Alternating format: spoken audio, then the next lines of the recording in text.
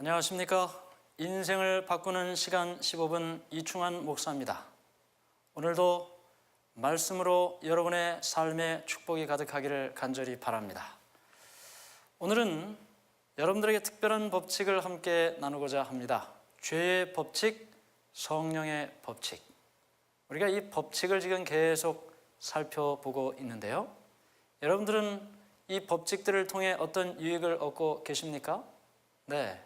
삶의 여러 법칙들이 적용될 때 좋은 결과가 있기를 바랍니다. 여기 성경 로마서에 있는 말씀을 먼저 보겠습니다. 로마서 8장 1절 2절.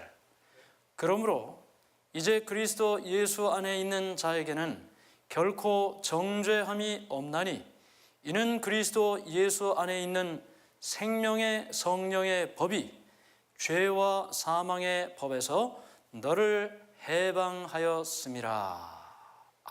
여기 보니까 법을 이야기하고 있습니다. 네, 두 가지의 법을 이야기하고 있어요.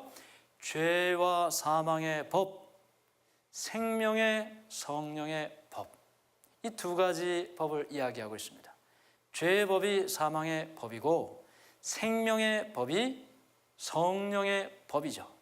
이 성경에서 이야기하는 이 법은 우리가 지금 계속 살펴보는 것과 같은 법칙이라고 말할 수 있습니다.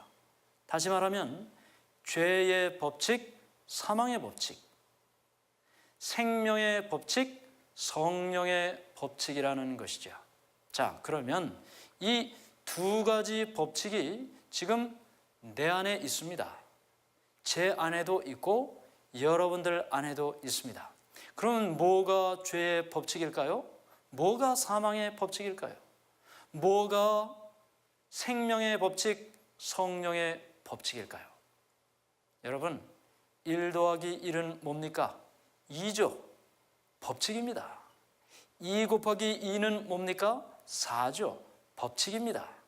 다시 말하면 우리 안에 흐르고 있는 죄의 사망의 법칙, 우리 안에 또 흐르고 있는 생명의 성령의 법칙, 분명한 과정과 결과가 있다는 것입니다. 그것을 우리가 분명히 알 때 이 두 가지 법칙에서 한 가지를 선택해야 되는데요. 우리 가운데 누구도 죄의 법칙, 사망의 법칙이 아니라 생명, 성령의 법칙을 택하시고 경험하게 되기를 간절히 바랍니다. 자, 여기 먼저 죄의 법칙, 사망의 법칙을 생각하기 전에 연력학 제2법칙을 살펴보겠습니다. 자, 이게 무슨 법칙인가 좀 어렵게 생각하는 분이 있을지 모르겠습니다. 연력학 제2법칙이라는 것은 우리의 생활에서 너무나 흔하게 볼 수 있는 것이기 때문에 여러분들 전혀 어렵게 생각할 필요가 없습니다. 이 말은 뭐냐면 질서 있는 상태가 시간이 지나면서 무질서의 상태가 된다는 것입니다. 너무 어려운가요? 자, 쉬운 예를 우리가 생각해 보죠. 여기 아주 좋은 자동차 한 대가 있습니다. 그런데 가만히 있으면 이 자동차가 점점 좋은 새 자동차가 될까요? 아니면 점점 헌 자동차가 될까요?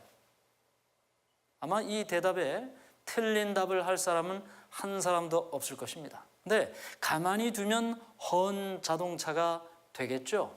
그것이 바로 연력학 제2법칙이 되는 것입니다. 이 세상에 존재하는 모든 것은 질서 있는 상태에서 무질서의 상태로 된다는 것입니다. 그것이 바로 연력학 제2법칙인데 바로 이것이 우리가 지금 성경을 통해 살펴보는 사망의 법칙, 죄의 법칙인 것입니다. 여기 죄는 사망의 법칙이고 성령은 생명의 법칙이다 그렇게 이야기하는데, 자, 죄는 사망의 법칙부터 우리가 살펴보도록 하겠습니다. 첫 번째, 이 죄의 법칙, 사망의 법칙에 대해서 로마서 5장 12절 이렇게 말씀하고 있습니다. 그러므로 한 사람으로 말미암아 죄가 세상에 들어오고 죄로 말미암아 사망이 들어왔나니 이와 같이 모든 사람이 죄를 지었으므로 사망이 모든 사람에게 이르렀느니라. 자, 죄가 세상에 들어왔습니다. 죄가 세상에 들어오니 뭐도 같이 들어왔습니까? 사망도 같이 들어왔습니다. 그러므로 이 죄의 법칙, 사망의 법칙은 이 세상의 모든 사람들이 다 죄인이고 죄인이기 때문에 죽을 수밖에 없다는 것을 말하고 있는 것이죠.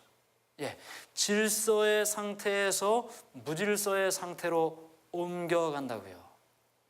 사람이 태어나서 이렇게 건강하게 있다가 나중에는 다 시간이 지나면서 어떻게 됩니까? 늙고 병들고 죽음에 이르는 무질서의 상태로 나아가는 것을 통해 우리는 이 연력학 제2 법칙이 성경에서 말하는 죄와 사망의 법칙이라는 것을 생각하게 되는 것입니다. 자, 그러면 성령의 법칙은 무엇을 말할까요? 자, 여기 성경을 통해 또 우리가 살펴보겠습니다. 생명의 법칙, 성령의 법칙은 무엇인가? 제가 좋아하는 책 각시대 대쟁투 506페이지에 이렇게 말씀이 기록되어 있습니다. 사람의 심령에 있는 새로운 원칙이 지금껏 평화롭던 곳에 투쟁을 일으킨다. 사람은 그리스도께서 주시는 능력으로 찬탈자요 폭군인 사단을 거절할 수 있게 된다.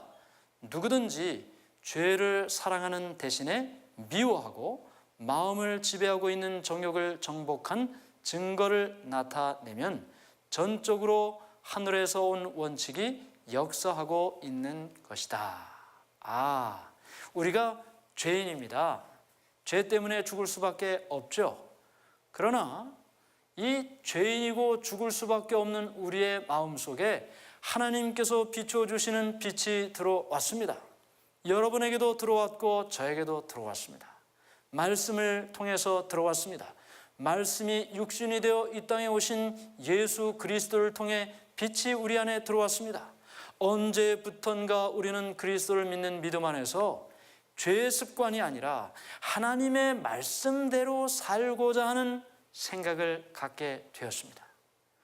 죄와 사망의 법과 생명의 성령의 법이 이 두 가지가 내 속에서 싸우고 있는 것이죠.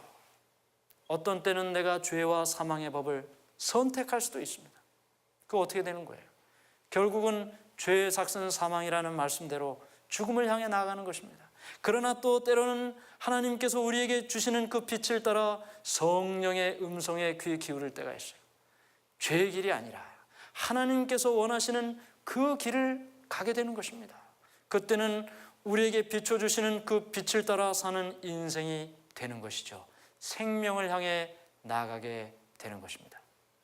이 생명의 법칙을 다른 말로 표현한다면 자연의 법칙이라고 우리가 말할 수 있을 것입니다. 자연의 법칙이요. 여러분 주위에 나무 혹시 볼 수 있을까요? 꽃을 볼 수 있습니까? 생명의 법칙을 자연의 법칙으로 우리가 이해한다면 우리가 이 생명의 법칙이 무엇인지 너무나 쉽게 이해할 수 있습니다. 자, 건강하게 잘 자라고 있는 나무가 있습니다. 그 건강하게 잘 자라고 있는 나무가 어떻게 건강하게 잘 자라고 있을까요? 그 뿌리는 우리가 눈에 보이지 않지만 적어도 그 뿌리가 어디를 향해 나가고 있는 것만은 분명합니까? 물을 향해 뻗어가고 있는 것은 분명합니다. 왜요? 수분을 흡수하기 위해서 뿌리는 물을 향해 뻗어가는 것입니다. 그래서 시냇가에 심은 나무가 과실을 많이 맺는다고 하지 않았습니까? 그리고요, 그 가지는 어디를 향해 뻗어갈까요? 태양을 향해 뻗어가는 것입니다. 적어도 그 나무가 건강하게 자라고 있다면 뿌리는 물을 향해, 가지는 태양을 향해 뻗어가고 있는 것이죠. 자연의 법칙이 생명의 법칙이라면 우리의 영적인 삶도 마찬가지인 것입니다. 우리가 생명을 향해 우리 뿌리가 뻗어가고 있습니까? 우리의 가지가 생명을 향해 뻗어가고 있습니까? 만일 그렇다면 우리는 영적으로 건강한 삶을 살고 있을 것입니다.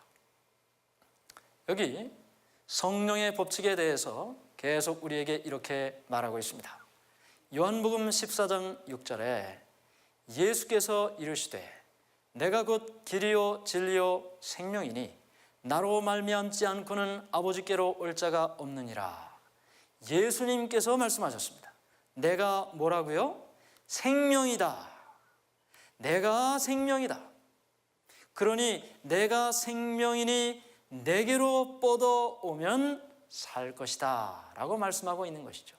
계속되는 말씀 요한일서 5장 12절에 아들이 있는 자에게는 생명이 있고 하나님의 아들이 없는 자에게는 생명이 없느니라. 네, 우리가 건강한 나무로 자라가기 위해서는